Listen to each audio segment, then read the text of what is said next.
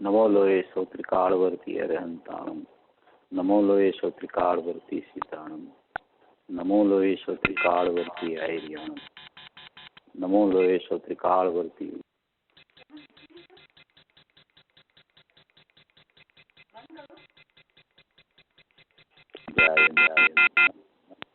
કામદમ મોક્ષદમ છે.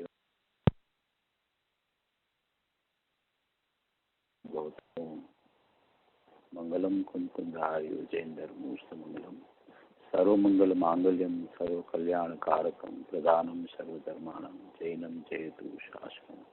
નમઃ સમય સારાય સ્વાનુભૂત્યા ચકાસ્તે ચિત્સ્વભાવાય ભાવાય સર્વભાવાંતરચ્છિતે. એગો મે શશદો અપાગ્રામ દર્શન લખણો શેષા મે બહિરા ભાવા સવે સંયોગ લખણા. મારો સુશાશ્વત એક દર્શન જ્ઞાન લક્ષણ જીવ છે, બાકી બધા સંયોગ લક્ષણ ભાવ મુજથી બાહ્ય છે. હું એક શુદ્ધ સદારૂપી જ્ઞાન દર્શન માય કરે, કઈ અન્ય તે મારું જરી પરમાણુ માત્ર નથી હરે. જે જાણતો અનંતને ગુણદ્રવ્યને પર્યાયપણે, તે જીવ જાણે આત્મને કશું મોહ પામે લય ખરે. નથી અપ્રમત કે પ્રમત નથી, જે એક જ્ઞાયક ભાવ છે. એ રીત શુદ્ધ કથા એને જે જ્ઞાત તે તો તે જ છે. જેમ નેત્ર તેમજ જ્ઞાન નથી કારક નથી વેદ કરે. જાણે જ કર્મો દય નિર્જરા બંધ તેમજ મોક્ષને. ધ્રુવ અચલ ને અનુપમ ગતિ પામેલ સર્વે સિદ્ધ ને. વંદી કહું શુદ્ધ કેવડી કથિત આ સમય પ્રાપ્ત હો. ઓમ શ્રી નમઃ સિદ્ધેભ્ય નમઃ સિદ્ધેભ્ય નમઃ સિદ્ધેભ્ય. મોના દ્વારા જે આ કોન્ફરન્સ સિસ્ટમની વ્યવસ્થા છે, તેમાં પ્રથમ સ્વાધ્યાય આપણો શરૂ થાય છે ને પૂજ્ય બેનશ્રીની 100મી જન્મ જયંતિના ઉપલક્ષમાં આ કાર્યક્રમ યોજવામાં આવેલ છે. તેમાં ભાઈ શ્રી રજનીભાઈ દ્વારા મને 105મા બોલ ઉપર સ્વાધ્યાય કરવાનું કહેવામાં આવેલું છે. ત્યાર પહેલા હું સર્વપ્રથમ એક પૂજ્ય બેનશ્રીના વચનામૃતનો 210 નંબરનો બોલ છે, તે થોડો લઈ અને પછી 105મો બોલ લઈશ.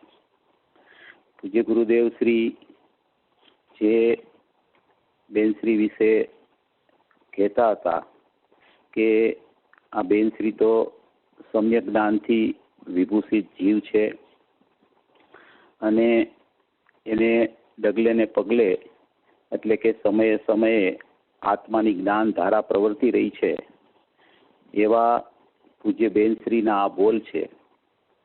પૂજ્ય ગુરુદેવ શ્રી કહેતા કે ક્યારેય મેં કોઈ પુસ્તક છપાવવા માટે કીધેલું નથી, પણ જ્યારે આ બેનશ્રીના વચનામૃત બહાર આવ્યું ત્યારે મેં સહજમાં જ કીધું એમ કે આની 1 લાખ કોપી છપાવો. એવી આ પૂજ્ય બેનશ્રીની અપૂર્વ વાણી છે.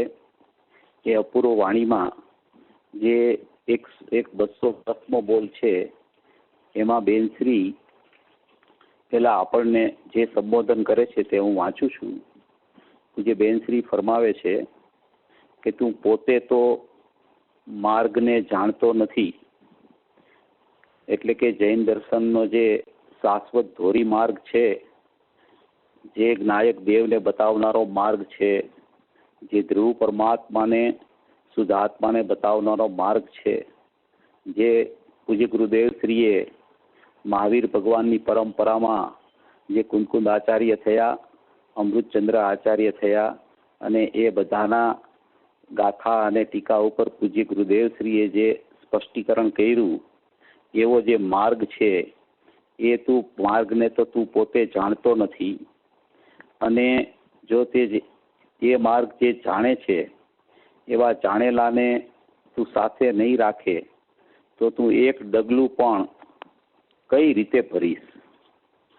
પૂજ્ય બેનશ્રી એવું સંબોધન કરે છે કે જે પુરુષોએ આ માર્ગને અવધાર્યો છે, જે પુરુષો આ માર્ગમાં ચાલે છે, જે પુરુષો આ માર્ગને જાણે છે, એવા પુરુષોને તું સાથે રાખ, તું માથે રાખ. એને જો તું સાથે નહીં રાખ, તું માથે નહીં રાખ, તો તું એક પણ ડગલું આ માર્ગમાં એક પણ કદમ આગળ કેવી રીતે ચાલી શકીશ. તું પોતે તો આંધળો છો અને જો ગુરુવાણીનું અને શ્રુતનું અવલંબન નહીં રાખ તો સાધકનો માર્ગ જે અંદરમાં છે તે તને કેમ સૂઝશે, સંકિત તને કેમ થશે, સાધકપણું તને કેમ આવશે, કેવળ તને કેમ પ્રગટશે. પૂજ્ય બેનશ્રીની એવી વાત આમાં આવી છે કે પૂજ્ય ગુરુદેવશ્રીએ જે 45 વર્ષ સુધી જે નાયકના ગાણા ગાય અને ધ્રુવની જે ધૂન લગાવેલી છે અને સાથે સાથે જ્ઞાનના પડખાનો પણ અપૂર્વ. હા, हिंदी में लो. हाँ हाँ. पूज्य बहन श्री फरमाते हैं कि पूज्य गुरुदेव श्री ने 45 वर्षों तक ध्रुव की जो धारा की धून लगाई है और साथ साथ में ज्ञान का विस्तार भी बहुत किया है.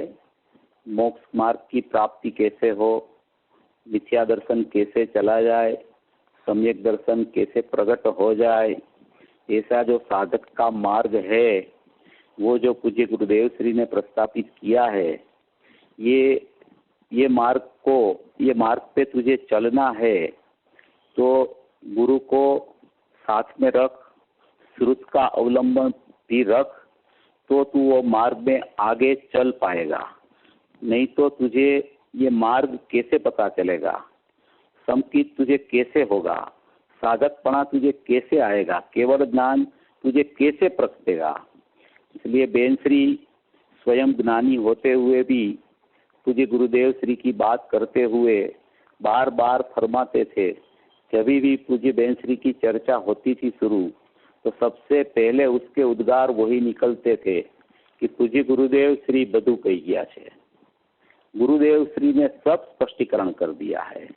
अभी स्पष्टीकरण जो गुरुदेव श्री ने किया है वो अपने को तो घुटना है, अपने को तो जो उसने किया है उसको एकदम घूट के पक्का करना है, उसकी दृढ़ता करनी है. गुरुदेव ने कोई बात बाकी नहीं रखी है. ऐसा पूज्य बेन श्री का वचन शुरू होते ही सबसे पहले यही आता था. फिर बेन श्री फिर इसमें ये फरमाया कि ये अनंत काल का नहीं पहचाना हुआ मार्ग गुरुवाणी और आगम के बिना तुझे जानने में नहीं आएगा.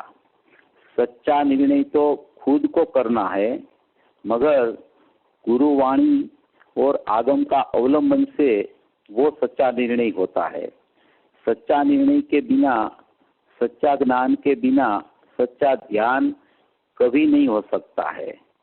यानी कि ये कहना चाहते हैं कि तेरे ज्ञान में पूरी वस्तु का निर्णय होना चाहिए कि मेरी वस्तु कैसी है, मेरा स्वभाव कैसा है, मेरी द्रव्य कैसा है, मेरा गुण कैसा है, मेरी पर्याय में अभी वर्तमान में परिणमन कैसा चल रहा है.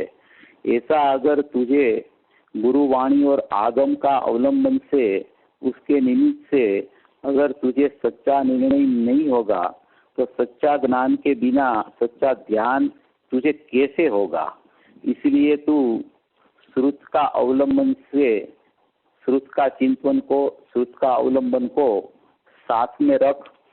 माने कि जो पूज्य गुरुदेव श्री ने आगम से, युक्ति से, अनुमान से और अनुभव से जो बात रखी है उसको तू साथ में रख, आगम को तू साथ में रख और उसके साथ में रख के उसके निमित्त से जो भी बात आती है उसका सच्चा निर्णय तू तेरी ज्ञान की पर्याय में कर ले. क्योंकि ये निर्णय की मुख्यता से ये बोल आया है.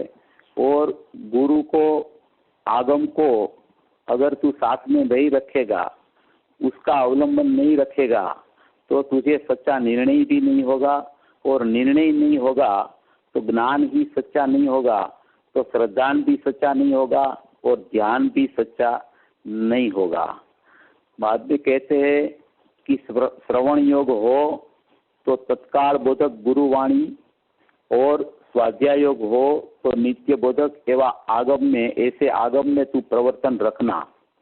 उसके सिवाय के काल में भी गुरुवाणी और आगम में बताया हुआ भगवान आत्मा का विचार और मंथन रखना. ये पूज्य बेन श्री ने जो संबोधन किया है वो सर्व मुमुक्षु समाज को ध्यान में रखने लायक है कि जो गुरु की वाणी और श्रुत का अवलंबन, उसको अगर जीव साथ में नहीं रखेगा और आगम में जो भी बात कही है, तुझे गुरुदेव श्री ने जो भी बात कही है, उसका अपनी दृष्टि से निराकरण करने जाएगा,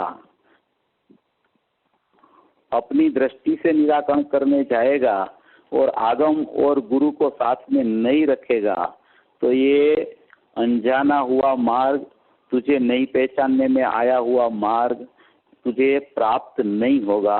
इसलिए तू प्रथम में प्रथम गुरुवाणी और आगम को साथ में रख के स्वाध्याय, चिंतन, मनन और निर्णय करना। जो तू उसे साथ में रखेगा तो तेरी कहीं भी गलती भी नहीं होगी, और गलती होगी तो भी गुरुवाणी सुनने से, आगम को साथ में रखने से तेरी गलती निकल जाएगी, तेरी गलती सुधर जाएगी। इसलिए सच्चा निर्णय के बिना कभी सच्चा श्रद्धान नहीं होता, और सच्चा श्रद्धान और ज्ञान के बिना कभी ध्यान प्रकट नहीं होता। इसलिए इसमें जो पूज्य बेन श्री ने फरमाया है वो ध्यान में रखते हुए, उसका अनुकरण करते हुए अपन 105वां बोल का प्रारंभ कर रहे हैं। 105वां बोल जो पूज्य बेन श्री ने लिखा है वो बहुत महत्वपूर्ण बोल है। उसमें पूज्य बेन श्री ने जो बात कही है उसके ऊपर पूज्य गुरुदेव श्री का प्रवचन है, वो भी बहुत अद्भुत और अलौकिक आया है।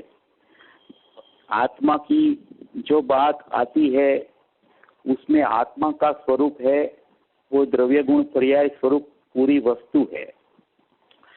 पर्याय के बिना कोई द्रव्य नहीं होता और द्रव्य के बिना कोई पर्याय नहीं होती। द्रव्य गुण पर्याय स्वरूप पूरा आत्मा है, वो प्रमाण ज्ञान का विषय है, और प्रमाण ज्ञान जब तक उसको पता नहीं चलता है प्रमाण ज्ञान का, तब तक प्रमाण ज्ञान में से वो निश्चय नहीं निकाल सकता है। ये इसमें जो ये बोल में जो बात आई है वो द्रव्य गुण पर्याय स्वरूप आत्मा जिसने समझा है, प्रमाण का विषय का जिसे पता है, प्रमाण ज्ञान द्रव्य गुण पर्याय स्वरूप वस्तु जो पूरी है वो पर से जुदा प्रमाण ज्ञान होता है, और प्रमाण ज्ञान में द्रव्य पर्याय स्वरूप वस्तु है, उसमें पर्याय और द्रव्य का पृथक पृथक का जानना उसको बोला जाता है।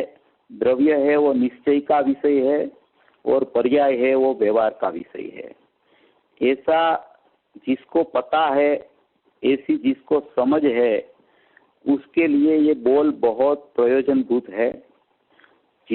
जो जीव को प्रमाण की व्यवस्था का ही पता नहीं है उसको ये बोल में एकांत जैसा लगता है, मगर जिसको प्रमाण की व्यवस्था मालूम है कि मेरी वस्तु जो है वो तो द्रव्य गुण पर्याय स्वरूप वस्तु है, मगर उसमें जो पर्याय में प्रति समय परिणमन चल रहा है, वो परिणमन चलता होने पर भी मेरा जो द्रव्य गुण स्वरूप विनायक भाव है, वो जो त्रिकाल भाव है, वो जो शाश्वत भाव है, एक रूप भाव है, अखंड भाव है, नित्य भाव है, अपरिणामी वस्तु है, वो मेरा विनायक देव है।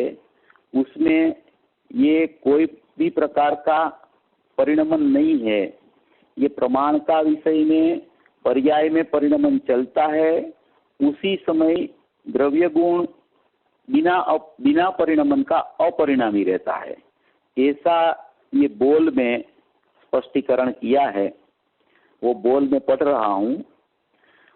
आत्मा ने तो त्रिकाल एक ज्ञायकपना का वेश ही परमार्थे धारण किया हुआ है, कि आत्मा जो है वो ज्ञायक देव है, वो ध्रुव परमात्मा है, जो दृष्टि का विषय है, जो उपादेयभूत तत्व है, नित्य निरंजन तत्व है, त्रिकाल निरावरण तत्व है, उसका लक्षण परम परिणामिक भाव है, वो निरपेक्ष लक्षण है।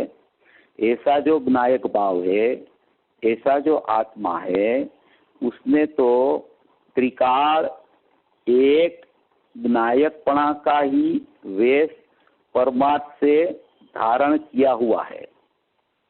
इसमें ये कहना चाहते हैं कि त्रिकाली ज्ञायक भाव जो है उसको कोई भी प्रकार का ज्ञानपणा के सिवा, ज्ञायकपणा के सिवा, ज्ञान स्वभाव के सिवा कोई भी परमार्थ से वेश है नहीं। माने कि ज्ञायक तत्व है, उसमें वर्तमान उत्पाद व्यय वाली पर्याय ही नहीं है। उत्पाद व्यय होते हुए भी जो त्रिकाली ध्रुव परमात्मा है, जो ज्ञायक देव है, जो शाश्वत वस्तु है, तकता तत्व है, अपरिणामी तत्व है, उसमें कोई उत्पाद व्यय वाला भाव ही नहीं है। उत्पाद व्यय वाला भाव नहीं होने से ज्ञायकपणा जो है, जो आत्मा है, उसमें एक त्रिकाल माने कि तीनों काल, एक माने कि अखंडता, अनेकता बिना का एक, उसने ज्ञायकपणा का माने कि ज्ञानमयपणा का ही वेश, माने कि आभूषण, माने कि ज्ञानमय शरीर, वो ही आत्मा ने त्रिकाल एक ज्ञायक भाव का ही वेश परमार्थ से, यानी कि वास्तविक से, यानी कि निश्चय से, यानी कि हकीकत में एक ज्ञायकपणा का ही वेश धारण किया हुआ है। जिसको अपन आत्मा बोले, जिसको अपन आत्मा कहे, जिसको अपन त्रिकाल कहे, उसने तो एक ज्ञान भाव यानी ज्ञायक भाव का ही वेश परमार्थ से धारण किया हुआ है। वो ज्ञायक तत्व है, उसको परमार्थ से यानी निश्चय से कोई पर्याय वेश है ही नहीं। पर्याय वेश नहीं है, पर्याय अपेक्षा नहीं है। माने कि जो ज्ञायक तत्व है, जो प्रमाण का विषय अपन ने बोला कि द्रव्य गुण पर्याय स्वरूप एक पूरी प्रमाण वस्तु है, वो द्रव्य गुण पर्याय स्वरूप वस्तु में दो विभाग है। एक पर्याय का परिणमन रूप विभाग है, एक द्रव्य का अपरिणमन रूप विभाग है। और यहाँ जो बात चल रही है वो अपरिणमन रूप विभाग दिखा के उसमें जो पर्याय रूप परिणमन है वो उससे पृथक चलता है। अपरिणामी चीज अलग है, परिणमन चीज अलग है। माने कि द्रव्य गुण पर्याय स्वरूप आत्मा है, उसमें से दो पार्ट करके एक को परिणमता हुआ पार्ट जो पर्याय बोला जाता है उसको बोला है व्यवहार आत्मा। और जो नहीं परिणमता है, जो त्रिकाल है, जो शाश्वत है, जो अखंड है, जो अपरिणामी है, उसको बोला जाता है निश्चय आत्मा। और निश्चय आत्मा और व्यवहार आत्मा दोनों को मिला के एक साथ में देखना, उसको बोला जाता है प्रमाण स्वरूप आत्मा। अभी ये दोनों विभाग करके इसमें जो बताया गया है वो निश्चय की बात कही गई है। निश्चय आत्मा इसमें बताया है, ज्ञायक भाव बताया गया है, त्रिकाल आत्मा का यहाँ स्पष्टीकरण किया गया है कि तेरा स्वभाव कैसा है, तेरा ज्ञायक भाव कैसा है, तू कैसा है, तू अपरिणामी चीज है तो वो अपरिणामी चीज कैसी है। अपरिणामी चीज में कोई परिणमन नहीं है, कोई पर्याय की अपेक्षा नहीं है, कोई पर्याय का वेश नहीं है। सातों तत्व जो बोला जाता है पुण्य पाप आश्रय बंध संवर निजरा मोक्ष, वो सातों तत्व पर्याय रूप भाव होने से औदैहिक औपसमिक सायोपसमिक साहिक भाव पर्याय रूप भाव होने से वो कोई भी पर्याय वेश की कोई भी पर्याय अपेक्षा त्रिकाल ज्ञायक तत्व है, ध्रुव है, दृष्टि का विषय है, शाश्वत चीज है, उपादेयभूत वस्तु है, ध्यान का ध्येय है, श्रद्धा का श्रद्धेय है, ज्ञान का वास्तविक ज्ञेय है। वो जो चीज मेरी है यानी कि वो मैं ही हूँ, ऐसी जो परमार्थ रूप वस्तु है, ज्ञायक भाव है, त्रिकाल भाव है, अनादि अनंत भाव है, कुटस्थ भाव है, ध्रुव भाव है, शाश्वत भाव है, वो ज्ञायक भाव है, वो मैं हूँ। उसमें कोई पर्याय की अपेक्षा कि पर्याय का वेश है ही नहीं। यानी कि ऐसी पर्याय हो, संवर निद्रा और मोक्ष की पर्याय हो, केवल ज्ञान की पर्याय हो, तो ही मेरा ज्ञायक भाव है, ऐसा नहीं है। ऐसी कोई पर्याय अपेक्षा कि कोई पर्याय वेश ज्ञायक देव को परमार्थ से है ही नहीं। विनायक की बात चले, त्रिकाली आत्मा की बात चले, तभी वो चीज उसमें है ही नहीं।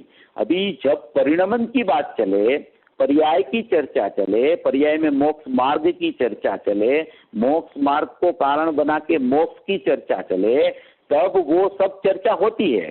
सम्यक दर्शन की चर्चा, सम्यक ज्ञान की चर्चा, तब परिणमन की चर्चा आती है। मगर यहाँ जो बोल आया है वो दृष्टि का विषय सिद्ध करने के लिए ये बोल आया है। तुझे बेनश्री ने जो ये बोल लिखा है उसमें मूल प्रयोजनभूत दृष्टि का विषय दिखाया है। वो दृष्टि का विषय जब ज्ञानी का जन्म होता है तब नियम से दृष्टि का विषय की बात शुरू होती है। पूज्य गुरुदेव श्री का जन्म हुआ तो दृष्टि का विषय जैसा दृष्टि में आना चाहिए ऐसा दृष्टि का विषय पूज्य गुरुदेव श्री ने 45 वर्ष तक खोल दिया कि तू तो भगवान आत्मा है, तू ध्रुव परमात्मा है, तू ज्ञायक देव है, तू अखंड परमात्मा है, तेरे में कोई परिणमन है ही नहीं। परिणमन में है, उसका निषेध नहीं है, मगर ज्ञायक की बात चलती हो, त्रिकाली ध्रुव की बात चलती हो, तब उसको कोई ज्ञायक तत्व को परमार्थ से कोई ज्ञायक पर्याय वेश या पर्याय की अपेक्षा कुछ है ही नहीं। अभी पूरा विषय द्रव्य गुण पर्याय का समझना हो तब दोनों बात चलती है, मगर जब ज्ञायक की दृष्टि कराना हो, ज्ञायक भाव के ऊपर अपनी दृष्टि ले जाना हो, वहां अपना ज्ञान भाव को ले जाना हो, वहां अपनी लीनता करने के लिए प्रयत्नशील होना हो, तब वो पर्याय की कोई चर्चा ज्ञानी लोग यहाँ नहीं करते हैं। आत्मा को त्रिकाल एक ज्ञायकपणा का ही वेश आत्मा ने धारण किया हुआ है, उसको कोई परमार्थ से पर्याय का वेश की पर्याय की कोई अपेक्षा है ही नहीं कि पर्याय में ऐसा भाव चले तो ज्ञायक पकड़ में आवे, पर्याय में ऐसी पर्याय हो तो ज्ञायक ऐसा होता है। ऐसी ज्ञायक को कोई अपेक्षा है ही नहीं, क्योंकि ज्ञायक है वो निरपेक्ष तत्व है और बाकी का पर्याय का परिणमन जितना होता है वो सब सापेक्षता में जाता है। चाहे पुण्य पाप आश्रव बंद हो तो भी उसमें सापेक्षता है, चाहे संवर निद्रा मोक्ष हो तो भी वो सापेक्ष परिणमन है। जो जो जो जो जो जो पर्याय होती है उसमें सब में सापेक्ष परिणमन है। और ज्ञायक तत्व है, त्रिकाल तत्व है, शुद्ध तत्व है, अभेद तत्व है, नित्य निरावरण तत्व है, परम परिणामिक भाव लक्षण से लक्षित जो तत्व है, अपना कुटस्थ परमात्मा है, एक रूप भाव है, अखंड रूप भाव है, उसको कोई पर्याय का वेश की पर्याय की कोई अपेक्षा ही नहीं, क्योंकि उसमें त्रिकाली ध्रुव में उत्पाद व्यय वाली पर्याय है ही नहीं। उत्पाद व्यय वाली पर्याय जो है वो प्रगट होती है तब ही उसका नाम पर्याय पड़ता है, तभी उसको उत्पाद बोला जाता है। और दूसरे समय में व्यय होती है तब वो व्यय होके अंदर चली जाती है तो पारिणामिक भाव हो जाता है। तो वो पर्याय की व्यवस्था है। वो उत्पाद वाला भाव और व्यय वाला भाव, वो दोनों भाव पर्याय सापेक्ष धर्म है। त्रिकाली ज्ञायक भाव है, उसमें कोई उत्पाद नहीं है, कोई व्यय की अपेक्षा नहीं है। ज्ञायक भाव तो सदाय निरंजन, सदाय निज तत्व, सदाय ध्रुव, सदाय ज्ञानानंद परमात्मा, सदाय सुखमय आत्मा, सदाय त्रिकाल आत्मा, ऐसा नहीं ऐसा जब देखो तब ज्ञायक ऐसा नहीं ऐसा है। वो उसी को ही दृष्टि का विषय बोला जाता है कि जब भी दृष्टि जीव करे तो ज्ञायक उसको शुद्ध ही मिले, उसको अभेद ही मिले, उसको अखंड ही मिले, उसको ध्रुव ही मिले। उसमें से उत्पाद का परिणमन आता है द्रव्य में से, पर्याय आती है द्रव्य में से, पर्याय व्यय होके जाती है द्रव्य में, मगर पर्याय आई, उसका उत्पाद हुआ तो वो पर्याय बाहर निकली अंदर से, वो अंदर में सत का तत्व में से जो पर्याय का प्रगटपना हुआ उत्पाद हुआ, वो उत्पाद है, वो बाहर है, वो ध्रुव में नहीं है। और ध्रुव में से जब पर्याय का प्रकटपना होता है तभी तो उसका नाम उत्पाद बोला जाता है, तभी तो उसका नाम पर्याय बोला जाता है। तो वो पर्याय अंदर में से बाहर निकली तो अंदर का स्वरूप तो ऐसा न ऐसा रह गया, वो तो ध्रुवपना ऐसा न ऐसा रह गया, उसमें कोई बदघट नहीं होती है। वो तो पर्याय रूप भाव प्रकट होवे और पर्याय रूप भाव विलीन होवे तो शक्ति की व्यक्ति होवे, तब भी शक्ति तो ऐसी न ऐसी रहती है, शक्ति व्यक्त नहीं होती है, शक्ति की व्यक्ति होती है।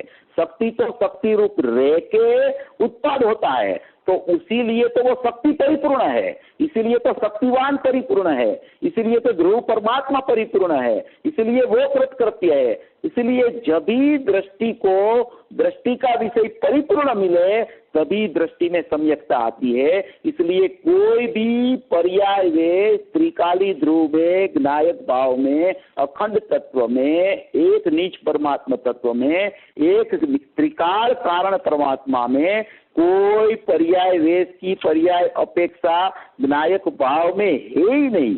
कितनी भी पर्याय बाहर प्रकट हो जाए, कितनी व्यय होके अंदर बाद में दूसरे समय अंदर व्यय होके अंदर पारिणामिक भाव रूप हो जाए, मगर ज्ञायक भाव जो त्रिकाल ध्रुवपना है वो शाश्वत में से कभी खंडित नहीं होता है।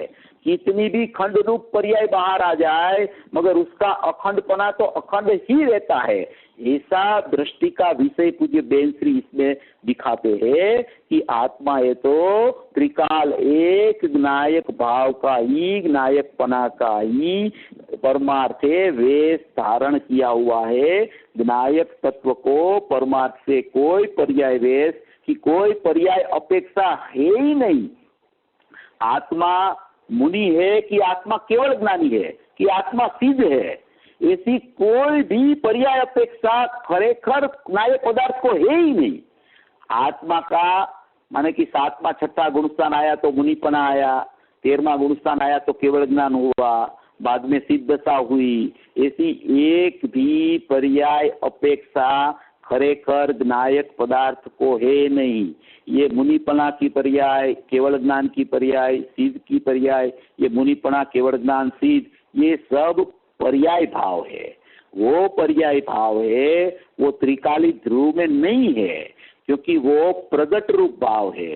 जितना प्रगट है वो सब सचमुच में खरेखर तो नियम सार में उसको परद्रव्य में गिनाया है, और स्वद्रव्य अकेला त्रिकालिक नायक भाव, ध्रुव परमात्मा, अखंड परमात्मा, शुद्ध परमात्मा, नित्य परमात्मा, वो नायक भाव है, वही त्रिकाल परमात्मा दृष्टि का विषय है, उपादेय भूत तत्व है, शुद्ध पदार्थ है। इसलिए कोई पर्याय की अपेक्षा ज्ञायक भाव को नहीं होने से ज्ञायक तो ज्ञायक ही है, ज्ञायक तो ज्ञायक ही है। ज्ञायक कोई पर्याय में ना तो आया है और ना तो कोई प्रगट रूप पर्याय ज्ञायक में जाती है। प्रगट पर्याय व्यय होके ज्ञायक में जाती है तब तो पारिणामिक भाव है, माने कि कोई ज्ञायक में कोई उत्पाद रूप पर्याय है ही नहीं। ज्ञायक तो ज्ञायक ही है, ज्ञायक तो शुद्ध है, उसको कोई पर्याय अपेक्षा कि कोई पर्याय भाव, पर्याय वेश उसमें है ही नहीं। चाहे तो मुनिपना की पर्याय आ जाए, 7वां 6ठा गुणस्थान आ जाए, प्रचुर स्वसंवेदन की पर्याय हो, केवल ज्ञान की पर्याय में परिपूर्णता केवल ज्ञान की होवे, ज्ञान भाव परिपूर्ण हो जाए, यथाख्यात चारित्र होके केवल ज्ञान भी हो जाए, ये जितना भी होता है समय समय पे होना होना होना होना होना, माने कि थवा रूप भाव जे छे कि कोई होवा रूप भाव में नहीं, होवा रूप भाव है, होने रूप भाव है, माने कि जो शाश्वत भाव है, त्रिकाल भाव है, जो वास्तव में अस्तित्व रूप भाव है, हयाती रूप भाव है, वो अपना शुद्ध आत्मा है। और जितना समय समय समय समय नया नया नया नया नया जितना नया होता है वो सब पर्याय भाव है, और पर्याय भाव है वो परिणमनशील है, और द्रव्य भाव है वो नित्य त्रिकाल अपरिणामी तत्व है। ऐसा अपरिणामी और परिणमन, ये दोनों को साथ में देखना, उसको बोला जाता है परिणामी।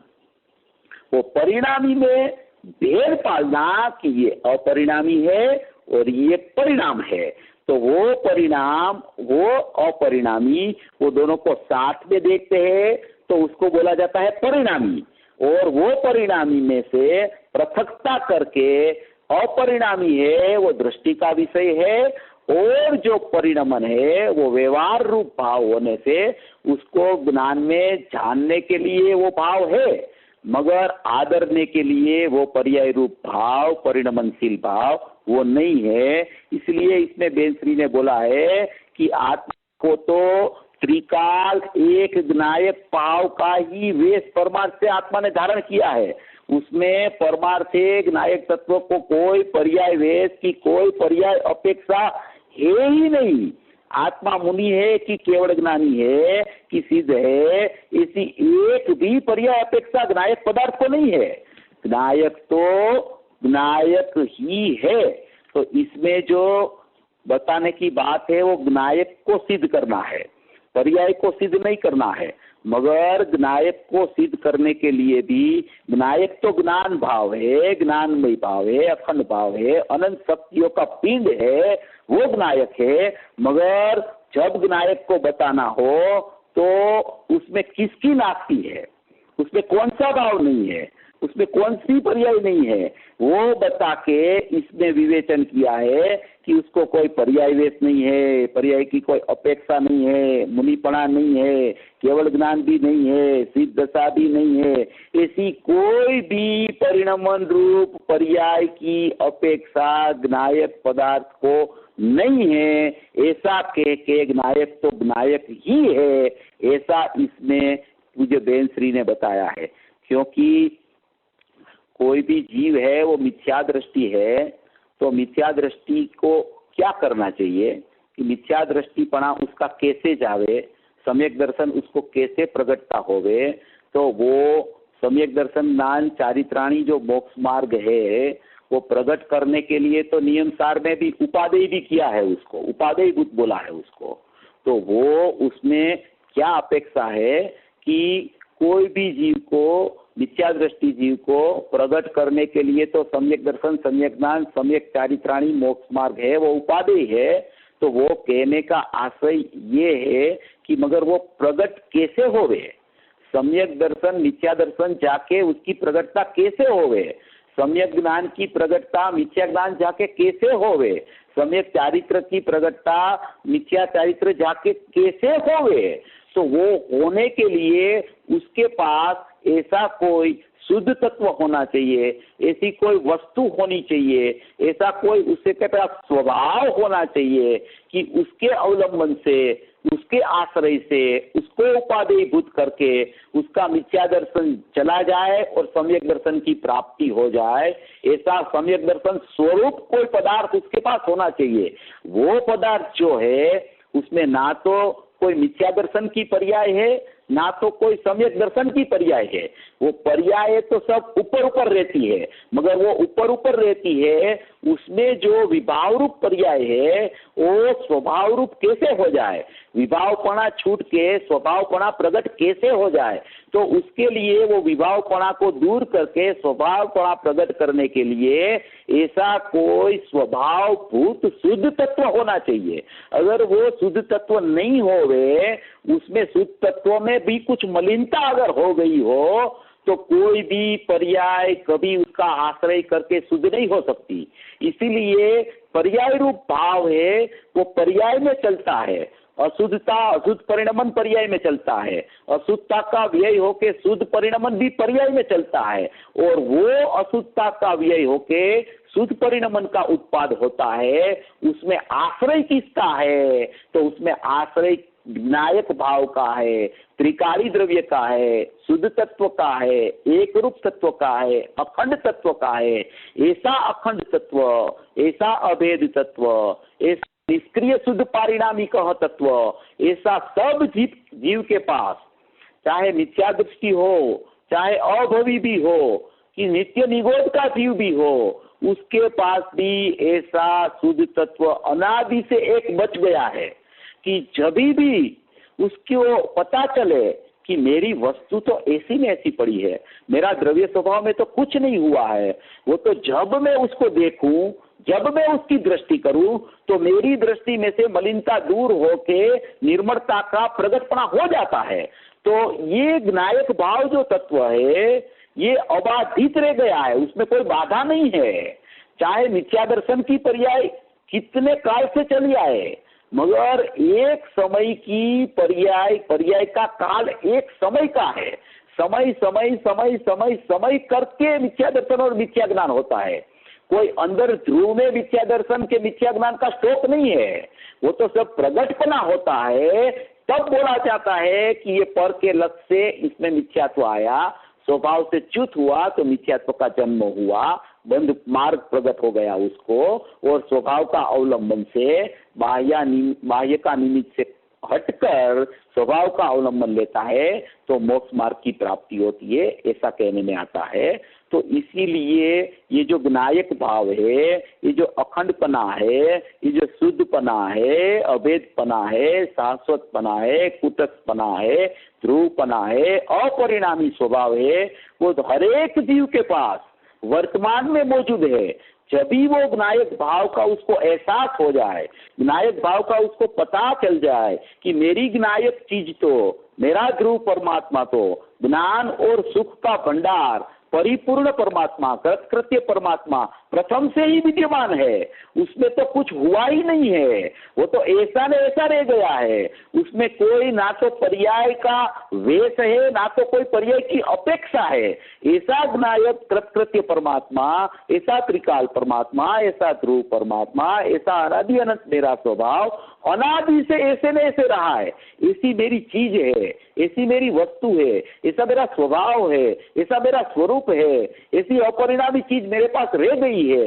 ऐसा जब उसको पता चल जाता है, ऐसा जब उसको निर्णय होता है, तो उसका ज्ञान है, वो ज्ञान उसको जानने के लिए तत्पर हो जाता है।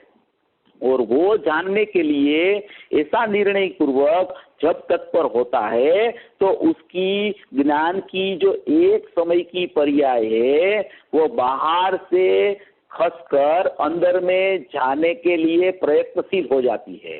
वो निर्णय पहले आता है जीव को कि मेरा तत्व कैसा है, मेरा ज्ञायक देव कैसा है। अनादि से ये अशुद्धता चल रही है, फिर भी मेरा ज्ञायक भाव में शुद्धपणा में से कोई उसका अंश अशुद्ध रूप परिणमा ही नहीं है कभी। माने कि वो पूरा अंश ही है और उसका गुण को अंश बोला जाता है। ऐसा अंशी जो ध्रुव है, उसमें कोई अशुद्धता है ही नहीं, कोई मलिनता है ही नहीं, कोई उसमें परिणमन है ही नहीं। ऐसा मेरा ज्ञायक भाव अनादि से बच गया है, अनादि से रह गया है, ज्ञान में ही रह गया है, शुद्ध में ही रह गया है, त्रिकाल रह गया है, शाश्वत रह गया है। बस वो उसकी पहचान उसको हो जाए, उसको उसका पता चल जाए, उसकी रुचि उसको हो जाए, उसका अभिप्राय में ऐसा आ जाए कि मेरा ज्ञायक भाव तो शाश्वत है, परिपूर्ण है, कभी उसमें परिणमन हुआ ही नहीं है, कभी उसमें ओछप नहीं है, कभी उसमें अल्पज्ञता नहीं हुई है, कभी उसमें अशुद्धता नहीं हुई है। ऐसा मैं हूँ, ऐसी मेरी वस्तु परिपूर्ण है, ऐसा मेरा स्वभाव परिपूर्ण है। ऐसा जब उसको निर्णय करता है उसका ज्ञान, तो वो निर्णय के साथ साथ में उसका अभिप्राय भी बदलता है। हालांकि ये मार्ग में निर्णय की बहुत कीमत है। द्रव्य गुण पर्याय का स्वरूप पहले में पहले जान के परिणमन स्वभाव कैसा है और अपरिणामी स्वभाव कैसा है, ऐसा पहले में पहले जीव को ज्ञान में निर्णय आता है। वो निर्णय के अनुसार उसका श्रद्धान चलता है। अगर ज्ञान में निर्णय नहीं आवे तो श्रद्धान में कुछ काम नहीं चलता है। उससे पहले भी उसको ज्ञान में निर्णय से पहले भी एक रुचि चलती है कि पहले मेरे को आत्मा समझना है, ऐसी पहले उसको रुचि चालू होती है। आत्मा माने कि द्रव्य गुण पर्याय समझना है कि मेरा द्रव्य कैसा है, मेरा गुण कैसा है, मेरी पर्याय कैसा है, अभी मेरा परिणमन कैसा चल रहा है, परिणमन के समय में भी मेरा अपरिणामी वस्तु कैसी रह गई है। ऐसी रुचि की तत्परता होते ही वो रुचि में उसको ज्ञान में निर्णय होके बाद में ज्ञान में निर्णय होता है, उस अनुसार श्रद्धा का परिणमन चलता है। और उसमें ऐसा आ जाए ज्ञान में निर्णय में कि मैं तो अखंड तत्व हूँ, मैं तो ज्ञायक तत्व हूँ, मैं तो परिपूर्ण हूँ, मैं तो कृतकृत्य हूँ, मैं तो शुद्ध आत्मा हूँ। अशुद्धता होने पर भी, परिणमन में अशुद्धता होने पर भी, पर्याय में बहिर्लक्षी भाव होने के समय भी मेरा त्रिकाल चैतन्य परमात्मा है, ज्ञायक देव है, चैतन्य शक्ति से भरा है, चैतन्य स्वरूपी आत्मा है, ज्ञान और सुख से परिपूर्ण है, ऐसा स्वभाव में कुछ हुआ ही नहीं है। ऐसा उसको रुचि पूर्वक निर्णय आवे तो वो निर्णय ज्ञान में आते ही उसकी श्रद्धा उस तरफ झुकने के लिए तत्पर हो जाती है। ऐसा ये बोल में पूज्य बेंसरी कहना चाहते हैं कि ज्ञायक तो ज्ञायक ही है, उसको परमात्मा से ना तो कोई पर्याय वेश है, ना तो कोई पर्याय की अपेक्षा है, ना तो उसको मुनिपना है, ना तो उसको केवल ज्ञान है, ना तो उसको सिद्ध दशा है। ऐसा कोई वेश ज्ञायक तत्व को नहीं है। ज्ञायक तो ज्ञायक परिपूर्ण परमात्मा है। ऐसा बेंसरी का ये बोल है। इसके ऊपर पूज्य गुरुदेव श्री का प्रवचन भी बहुत अद्भुत हुआ है। बेंसरी का वचनामृत का 37 नंबर का प्रवचन है। जिसको इसमें વધારે जानने की जिज्ञासा हो वो प्रवचन सुने या तो पढ़े, तो इसमें पूरी बात पूज्य गुरुदेव श्री ने बहुत स्पष्टीकरण किया है। और ये पहले जीव की यही जिज्ञासा और तत्परता होनी चाहिए कि द्रव्य गुण पर्याय स्वरूप को समझ के, ज्ञानी के द्वारा उसको समझ के फिर उसमें मेरी प्रयोजन की सिद्धि कहाँ होती है। मेरा प्रयोजन क्या है कि मेरा प्रयोजन तो सुख का है, मेरे को तो सुख चाहिए। मेरी पर्याय में दुख है ऐसा मुझे पता चला है, तो अभी वो दुख कैसे दूर होवे। तो दुख तो पर्याय में चल रहा है, बहिर्लक्षी पर्याय में दुख चल रहा है, तो वो दुख की दूरता करने के लिए उसके पास एक सुखमय स्वभाव अनादि से बच गया है। उसमें सुख सुख सुख सुख असंख्य प्रदेश में कहीं दुख कहीं है ही नहीं। उसका परिपूर्ण तत्व सुख से भरा हुआ है। जहां भी वो उसकी दृष्टि डाले, जहां भी उसका ज्ञान का अंश में वो उसकी शोधखोड़ चले, तो वहां सुख ने सुख ही उसको मिलेगा। ऐसा परिपूर्ण सुखमय तत्व उसके पास पड़ा है, तो उसको तो चाहिए सुख, उसको लगा है पर्याय में दुख, तो वो पर्याय में दुख को दूर करने के लिए जब वो खोजता है अपने आत्मा को, तो आत्मा सुखमय है, तो वहां से मेरी सुख की प्रगटता होगी और दुख दूर हो जाएगा। ऐसा ये ज्ञायक भाव त्रिकाल में सुखमयपना भरा है। ऐसी अपनी वस्तु है, ऐसा अपना पदार्थ है, ऐसा ज्ञायक भाव है, ऐसी परिपूर्णता मेरी है और मैं ऐसा शुद्ध पदार्थ हूँ। पर्याय का परिणमन चले उसी समय भी, बहिर्लक्षी परिणमन चले उसी समय भी मेरा सुखमय आत्मा तो ऐसा ने ऐसा रह गया है। ऐसा ज्ञान श्रद्धान करके सभी भवी जीवों अपनी वस्तु को पहचान कर अपने ज्ञान में उसका निर्णय करके अपना श्रद्धान और अपना अभिप्राय, अपना स्वरूप सम्मुख होके ऐसा अभिप्राय बनावे कि मैं तो ज्ञायक शुद्ध तत्व हूँ, मैं तो परिपूर्ण तत्व हूँ, मेरे में ना तो कोई पर्याय वेश है, ना तो मेरे को कोई पर्याय की अपेक्षा है कि मेरी पर्याय में सम्यक दर्शन होगा तब मेरा ज्ञायक परिपूर्ण कहलाएगा। ऐसा नहीं है। ज्ञायक प्रथम से परिपूर्ण है ही, ऐसा अभिप्राय होगा तभी सम्यक दर्शन की प्राप्ति होगी। ऐसा पूज्य गुरुदेव श्री का जो विधान है और जो बेंसरी ने फरमाया है, सभी भवी जीवों उस मार्ग पे चल के ज्ञानी पुरुष को अपने सिर पर रख के ये जो परिणमन की बात है उसको गौण करके अपरिणामी तत्व पर दृष्टि डाल के परिणमन शुद्ध होवे, ऐसा प्रयत्न पर सभी भव्य जीव चल के मोक्ष मार्ग प्रकट करके मोक्ष को करे। ऐसी मंगल भावना के साथ मैं मेरा मंतव्य पूर्ण करता हूँ।